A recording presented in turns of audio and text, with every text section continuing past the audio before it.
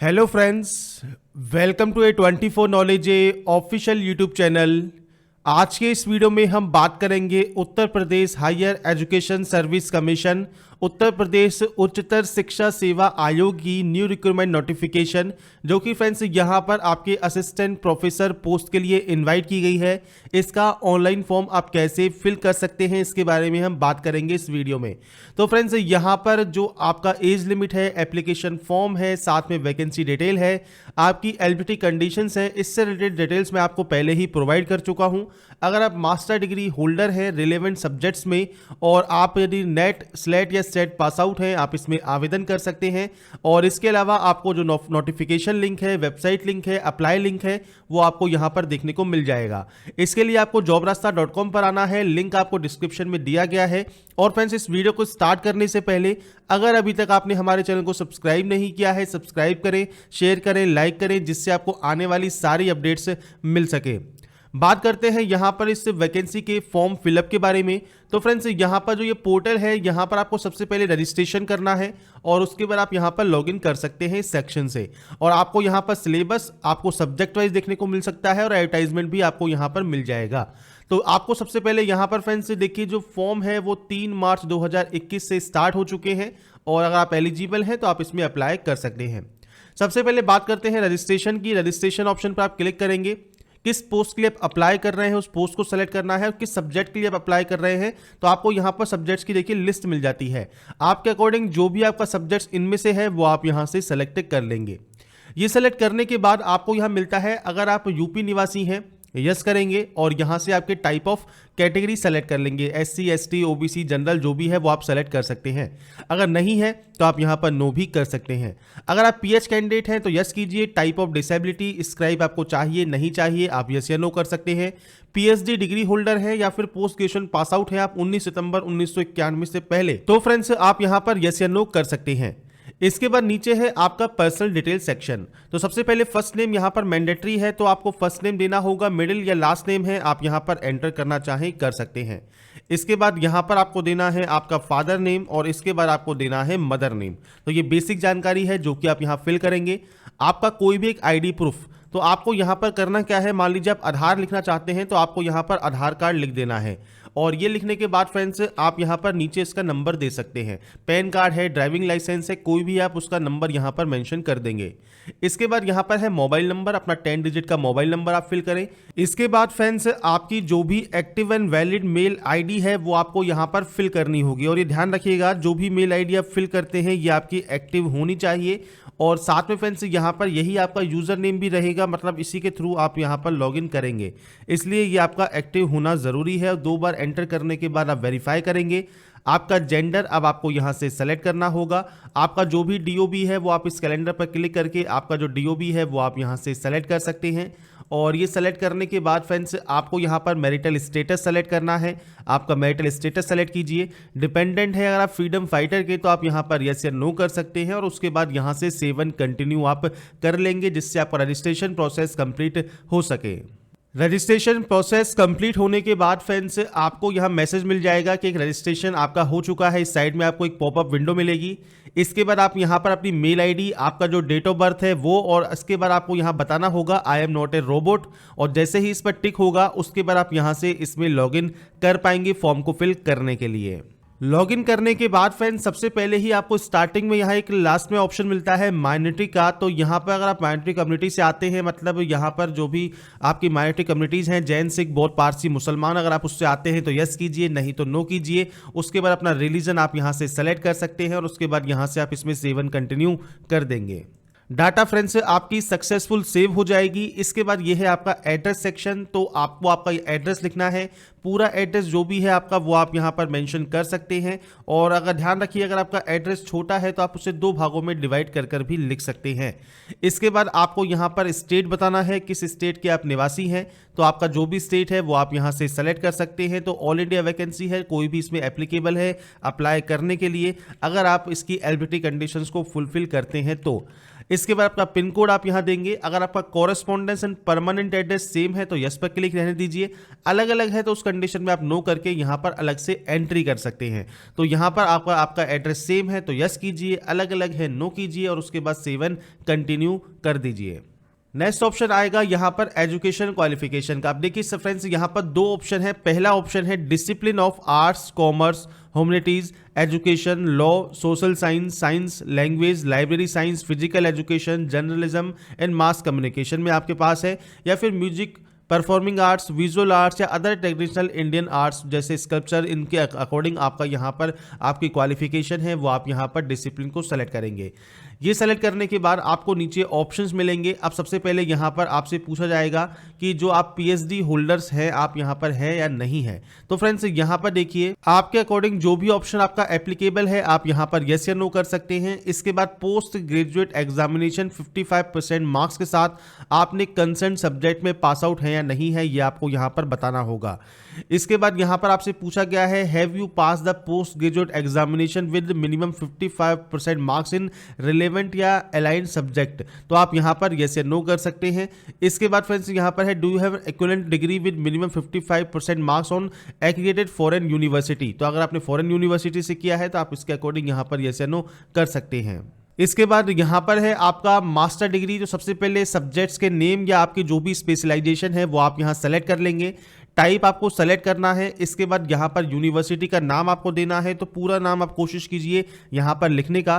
Passing date आपका क्या है, तो पासिंग डेट कहाँ मिलेगी, पासिंग डेट आपको मिलेगी आपकी मार्कशीट पर, तो वहाँ पर जाकर आप डिटेल्स को चेक कर लें और जो भी आपका यहाँ पर पासिंग डेट एंड मंथ है वो आप यहाँ से सेलेक्ट कर सकते हैं।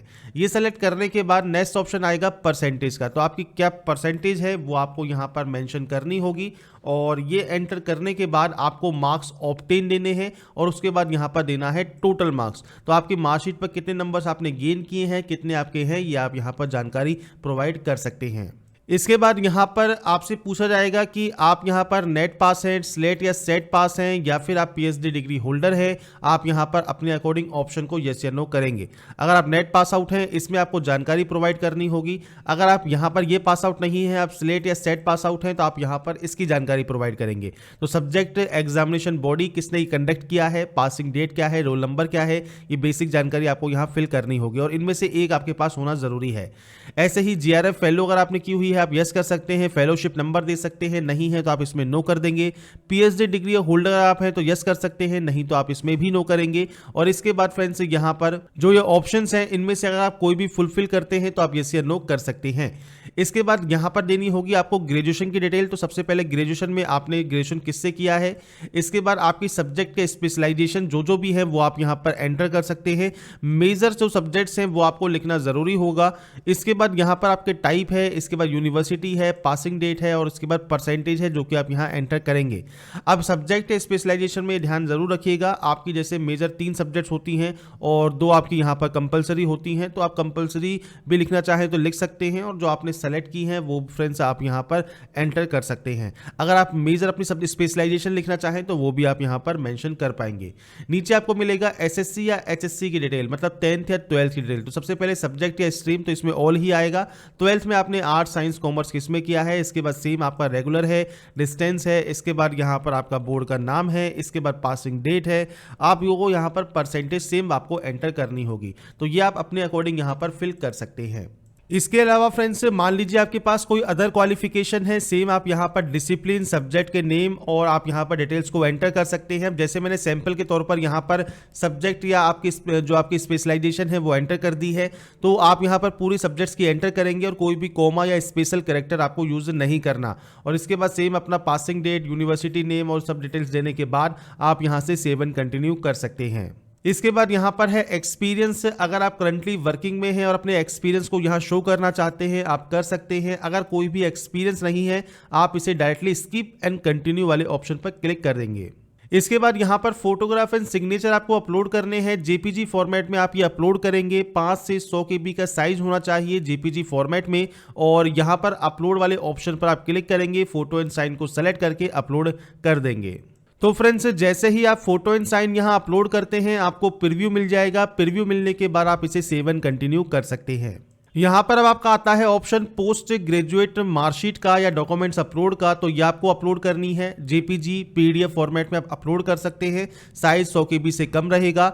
मैट्रिकुलेशन सर्टिफिकेट आपको अपलोड करना है। आइडेंटिटी एंड एड्रेस प्रूफ, कोई भी एक आईडी प्रूफ जिसका नंबर आपने दिया है वो आप यहाँ दे सकते हैं। अगर पैन कार्ड है तो फ्रेंड्स उसमें एड्रेस नहीं होता है तो कोई दूसरी आईडी भी आपको साथ में संलग्न करके अटैच करके अपलोड करनी होगी। और अगर पीएचडी आप शो कर रहे हैं तो पीएचडी की भी मार्कशीट या सर्टिफिकेट आपको अपलोड करना है। तो ये आप अपने अकॉर्डिंग यहां पर अपलोड कर सकते हैं। तो यहां पर फ्रेंड्स डॉक्यूमेंट्स अपलोड करने के बाद आप इस व्यू वाले ऑप्शन से व्यू करेंगे और उसके बाद यहां पर सेव एंड कंटिन्यू वाले ऑप्शन पर क्लिक कर सकते हैं।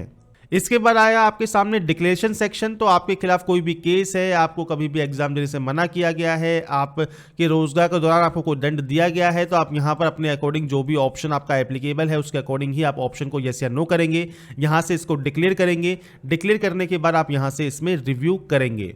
रिव्यू करने के बाद फ्रेंड्स अगर आपको लगता है कोई भी गलती है आप उसे सही कर सकते हैं, नहीं तो आप इसे फाइनल सबमिट कर देंगे। आपका फॉर्म फाइनल सबमिट हो जाएगा और यहां से आप चाहें तो अपने व्यू कर सकते हैं अपने एप्लीकेशन फॉर्म को। और यहां पर आपको ऑप्शन मिल जाएगा पे नाउ का। तो आपको यहां पर पे नाउ पर क्लिक करना है। पेमेंट करने के बाद आपको एक रेफरेंस नंबर मिलेगा, वो आपको यहां पर देना होगा और उसके बाद आप यहां से इसमें सबमिट कर सकते हैं। इसके लिए फ्रेंड्स यहां पर देखिए आपको कलेक्ट ऑप्शन पर क्लिक करना है, प्रोसीड करना है। इसके बाद यहां पर पेमेंट कैटेगरी सेलेक्ट करनी है। अब यहां पर देखिए आपका जो व्यू वाला ऑप्शन है यहां पर इसमें फ्रेंड्स आपको आपका रजिस्ट्रेशन नंबर मिल जाता है। इसके बाद कैटेगरी टाइप आपको यहां सेलेक्ट करना है, आपकी जनरल है, जनरल ईडब्ल्यूएस है, ओबीसी है, एससी है, एसटी है, वो आप सेलेक्ट कर सकते हैं। नेम ऑफ द एप्लीकेंट आपको देना है, डेट ऑफ बर्थ देना है, मेल आईडी, आपका मोबाइल नंबर और इसके बाद नेम ऑफ फादर आपको देना है। इसके बाद यहां पर आपको एप्लीकेशन फीस सेलेक्ट करनी होगी। नीचे आपको रिमार्क में आप कुछ भी देना चाहे दीजिए, नहीं तो इसको ब्लैंक छोड़िए। नाम फिल कीजिए, डेट ऑफ बर्थ फिल कीजिए, मोबाइल नंबर फिल कीजिए, मेल आईडी और इस कैप्चा कोड को फिल करके आप यहां से सबमिट कर देंगे। इसके बाद फ्रेंड्स यहाँ पर देखिए आपको नेट बैंकिंग के ऑप्शन मिल जाएंगे, आपको कार्ड के ऑप्शन मिल जाएंगे। इसके अलावा फ्रेंड्स यहाँ पर आपको यूपीआई का ऑप्शन भी मिल जाएगा। पर बाकी देखिए कोशिश कीजिए यूपीआई से पेमेंट आप ना करें, एसबीआई ब्रांच से आप करना चाहे कर सकते हैं। रुपए card, credit card, prepaid card, जो भी ऑप्शन आपका एप्लीकेबल है उनको आप सेलेक्ट करके अपने पेमेंट को आप कंफर्म कर सकते हैं। इसके बाद फ्रेंड्स यहाँ पर आपको अपने कार्ड की डिटेल्स को फिल करना है, पेमेंट करना है। पेमेंट कंप्लीट होने के बाद आपको एक डीयू नंबर मिल जाता है इस तरह से, और जो भी डीयू नंबर आपको मिलेगा वो फ्रेंड्स आपको यहाँ पर रेफरेंस नंबर पर क्लिक करके फिल करना है और सबमिट करना है। सबमिट करने के बाद जैसे ही ये वेरीफाई होगा उसके बाद ही आपका रजिस्ट्रेशन प्रोसेस कंप्लीट हो जाएगा, मतलब ये फॉर्म आपका कंप्लीट हो जाएगा।